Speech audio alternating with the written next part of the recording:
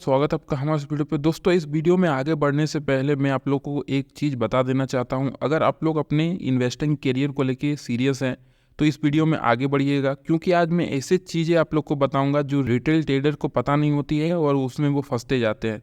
तो आप अगर सीरियस है तो ही वीडियो को कंटिन्यू कीजिए, नहीं तो आप लोग यहाँ से वीडियो को छोड़ के जा सकते हैं। तो चलिए हम लोग जानते हैं वो क्या पॉइंट है जिससे रिटेल ट्रेडर को फंसाया जाता है। उसके बाद बड़े बड़े इंस्टीट्यूशन उससे पैसा बना के निकल जाते हैं, लास्ट में लॉस रिटेल इन्वेस्टर को उठाना पड़ता है। अगर आप रिटेल इन्वेस्टर है तो आपको ये वीडियो पूरा देखना चाहिए और इस वीडियो में जो बात बताऊंगा उसको आपको ध्यान से सुनना चाहिए। और साथ ही साथ मैं आप लोग को ये भी बताऊंगा कौन ऐसी कंपनी है जिसमें रिटेल इन्वेस्टर को सबसे ज़्यादा चोट दिया और दुख दिया और सबसे ज़्यादा नुकसान दिया। तो चलिए वीडियो में आगे बढ़ते हैं। हम लोग बात करने वाले हैं ओला इलेक्ट्रिक के बारे में। इसका लिस्टिंग के बाद इसने एक बम्पर रैली अपसाइड की दिखाई। क्या हमें इसको लेना चाहिए, क्या हमें नहीं लेना चाहिए, ये वीडियो को आप जब देखिएगा तो पूरा चीज़ आपको समझ में आ जाएगा और आप लोग अपना खुद का एक डिसीजन बना पाएंगे। तो चलिए हम लोग डिस्कस करते हैं। वीडियो को पूरा ध्यान से देखिएगा और समझने का कोशिश करिएगा मैं आप लोग का ध्यान किस पॉइंट पे दिलवाना चाहता हूँ। तो देखिए, ओला इलेक्ट्रिक का चार्ट आप लोग स्क्रीन पे देख पा रहे होंगे। अगर इसका हम लोग जब से ये लिस्ट हुआ है तब से अगर देखें तो इसने अपसाइड का मूव दिखाया है। देखिए, अपसाइड का मूव इसने लगभग 68% का दिखाया। उसके बाद ये स्टॉक वापस से यहाँ से नीचे आ रहा है।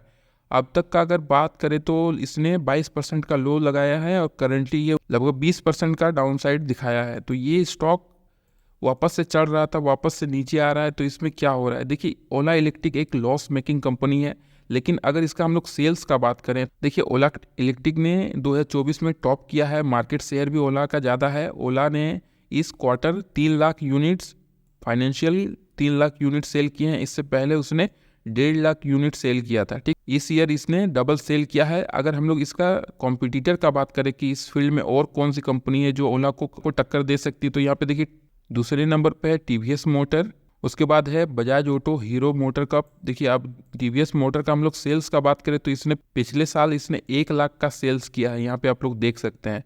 उसके बाद अगर हम लोग हीरो मोटर कप का बात करें तो इसने 1000 यूनिट सेल किया था 2023 में, और इसके बाद इसने 2024 में 17,000 यूनिट को सेल किया। ठीक है, उसके बाद नंबर आता है बजाज का। तो यहाँ पे एथर भी है और बजाज भी है कंपटीशन में। तो ये हो गया कंपटीशन का बात। ओकिनामा भी है कंपटीशन में। अब हम लोग बात करते हैं कि ये ऑलरेडी लॉस मेकिंग कंपनी है। ये है प्रॉफिट और लॉस स्टेटमेंट। देखिए, मार्च 2021 में कंपनी को 199 करोड़ का घाटा हुआ। उसके बाद ये घाटा बढ़ के 784 करोड़ हो गया। फिर 2023 में 1472 करोड़ का घाटा।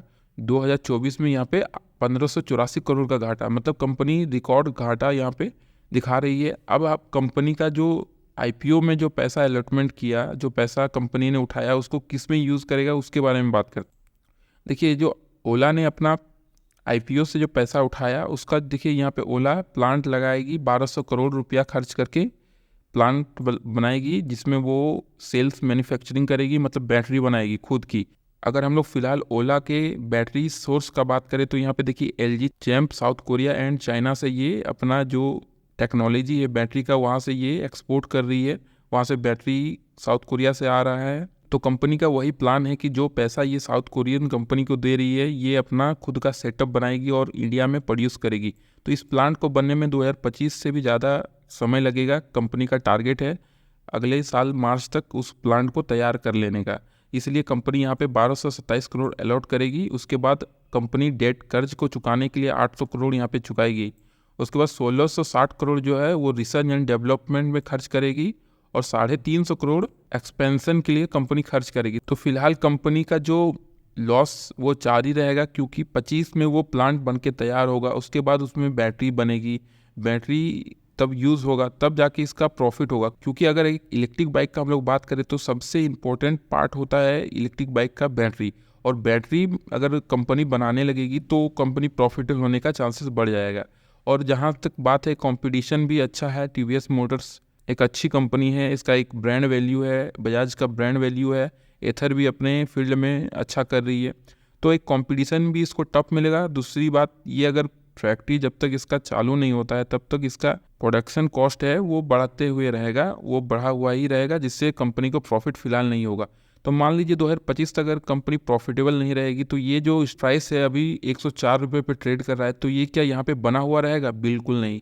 चलिए हम लोग देखते हैं कि अब इसमें सबसे मेजर स्टेक किसका किसका है। मेजर स्टेक प्रमोटर में है 36.78%, उसके बाद एफआईज का पैसा लगा हुआ है 7.64%, उसके बाद डीआईज का पैसा लगा हुआ है 6.74%। उसके बाद वापस से यहाँ पे आप लोग देखिए पब्लिक के पास सबसे ज़्यादा स्टेक है। तो पब्लिक अगर मान लीजिए ये स्टॉक प्राइस नीचे आता है तो सबसे ज़्यादा घाटा पब्लिक को होगा, और वापस से ये जब गिर जाएगी नीचे तो एफआईज इसमें अच्छा खासा पैसा लगाना शुरू करेगी और बाइंग करना शुरू कर देगी। तो चलिए, आप लोग सोच रहे होंगे कि ओला तो एक फ्यूचरिस्टिक कंपनी है, फ्यूचर में इसको प्रॉफिट होगा तो इसको अभी लेना फ़ायदेमंद होगा। लेकिन मुझे तो ऐसा नहीं लगता है, क्योंकि इससे पहले जो भी फ्यूचरिस्टिक कंपनी में कुछ कंपनीज़ का आपको उदाहरण दे के बता रहा हूँ। जैसे अगर हम लोग जोमेटो को देखें, तो अगर हम लोग जोमेटो का चार्ट खोलते हैं तो देखिए ये मैंने खोला है जोमेटो का चार्ट। जोमेटो भी एक फ्यूचरिस्टिक कंपनी थी, जब ये लिस्ट हुई थी तो ये मार्केट लीडर भी थी, इसका सेल्स भी ज़्यादा था। तो यहाँ पे आप लोग देख सकते हैं जिस दिन ये लिस्ट हुई उस दिन ये लगभग 27% चढ़ गई। 3 दिन में इसने 30% का हाई लगाया। उसके बाद ये एक रेंज में घूमने लगी और उसके बाद धीरे धीरे यहाँ से कौन फंसते गए, यहाँ पे रिटेल इन्वेस्टर फंसते गए और स्टॉक प्राइस यहाँ से नीचे आता गया। देखिए ये नीचे आके जो कभी 170 का हाई लगाने के बाद 133-34 के बीच में घूम रहा था, वो स्टॉक का प्राइस 47 रुपये पे आ गया। उसके बाद 47 रुपये से ये स्टॉक प्राइस जब कंपनी वापस से प्रॉफिटेबल हुई, उसके बाद देखिए स्टॉक प्राइस कैसे हवा में उड़ गया। ठीक है, तो ये होता है स्टॉक मार्केट में कैसे इस तरह से रिटेल ट्रेडर को फंसाया जाता है। मैं आप लोग को एक दो उदाहरण दे के बताना चाहता हूँ जिसमें ऐसा हुआ है। हम लोग पेटीएम का भी शेयर ले लेते हैं। पेटीएम का शेयर जिस दिन लिस्ट हुआ था उस दिन से ये गिरना शुरू हुआ। उसके बाद इसने 35% का गिरावट के बाद वापस से अपमूव दिखाया। यहाँ पे आप लोग देख सकते हैं इसने लगभग फिर से 52% का अपमूव दिखाया। तो यहाँ पे फिर रिटेलर फंस गए और रिटेलर के बाद जब ये स्टॉक प्राइस बहुत नीचे आ गया तो यहाँ पे अब सबसे ज़्यादा स्टेक किसका है, तो आप लोग को मैं दिखाऊंगा कि सबसे पहले स्टेक किसका है। देखिए यहाँ पे पब्लिक का स्टेक 2021 में जब स्टॉक प्राइस लिस्ट हुआ था तो 89% पब्लिक के पास स्टेक था और एफआईज के पास 9% और डीआईज के पास सिर्फ 1%। उसके बाद ये जब ये गिरने लगा तो ये गिर के 2022 में देखिए यहाँ पे 5% था। फिर वापस से यहाँ पे जिस तरह स्टॉक प्राइस नीचे आ गया तो यहाँ पे किसने खरीदना शुरू कर दिया, एफआईज ने अपने स्टेक को खरीदना शुरू कर दिया। और यहाँ पे देखिए डीआईज ने भी धीरे धीरे अपने स्टेक को बढ़ाया है। और यहाँ पे देखिए घाटा जो मेन घाटा हुआ है 93 से यहाँ पर 21% यहाँ पर रिटेल का घाटा हुआ है। सेम यही हम लोग को पैटर्न जोमेटो में देखने को मिल रहा था। और एक कंपनी का मैं आप लोग को उदाहरण दे देता। देखिए ये है पॉलिसी बाजार फिनटेक लिमिटेड का चार्ट। यहाँ पे आप लोग देख सकते हैं ये जिस दिन लिस्ट हुआ ये एक वीक का कैंडल है, समझे ना। तो यहाँ पे आप लोग एक वीक में देखिए जिस दिन ये लिस्ट हुआ एक वीक में ये कितना चढ़ा। ये एक वीक में इसने 28% का हाई लगाया। उसके बाद स्टॉक प्राइस जो गिरा यहाँ पे देखिए कितना तक आ चुका था, ये 70% डाउन होके लगभग 370 रुपये के करीब आ चुका था। यहाँ पे कौन फंसा, यहाँ पे भी रिटेलर फंसा, या क्योंकि ये भी एक लॉस मेकिंग कंपनी था। Loss making company stock market में लिस्ट होने के साथ अक्सर लॉस मेकिंग कंपनी का चार्ट कुछ इसी प्रकार हम लोग को देखने को मिलता है। नीचे इस तरफ वो पहले जाता है, जब वो प्रॉफिटेबल बनती है उसके बाद स्टॉक प्राइस वापस से ऊपर आता है। देखिए यहाँ पे सबसे ज़्यादा पोजीशन किसने बनाया होगा, वैल्यू फॉर इन्वेस्टिंग जिसको हम लोग बोलते हैं। कम पैसे में अच्छी कंपनी मिले तो उसको खरीद लेना चाहिए, लेकिन कोई कंपनी आपको अच्छी कंपनी भी ओवर वैल्यूड हो तो उसको नहीं खरीदना चाहिए। यह बात हमेशा याद रखिए, क्योंकि अगर उसमें गिरावट आएगा तो सबसे पहले आपका पैसा डूबेगा। तो यहाँ पे सेम केस हम लोग को देखने को मिलता है। इसका भी अगर हम लोग पैटर्न को देखें, शेयर होल्डर पैटर्न को, चलिए फिर आप लोग यहाँ पे देखिए दिसंबर 2021 में जब लिस्ट हुई कंपनी, यहाँ पे स्टेक सबसे ज़्यादा किसका था, 69% स्टेक पब्लिक का था, मतलब 70% स्टेक पब्लिक का, और एफआईज डीआईज का 16%, यहाँ पे डीआईज का 9%। उसके बाद देखिए स्टॉक प्राइस जब नीचे गिर के पूरा एकदम नीचे आ गया 2022 में, देखिए नवंबर 2022 में एकदम नीचे आ गया, समझे ना, अक्टूबर नवंबर में।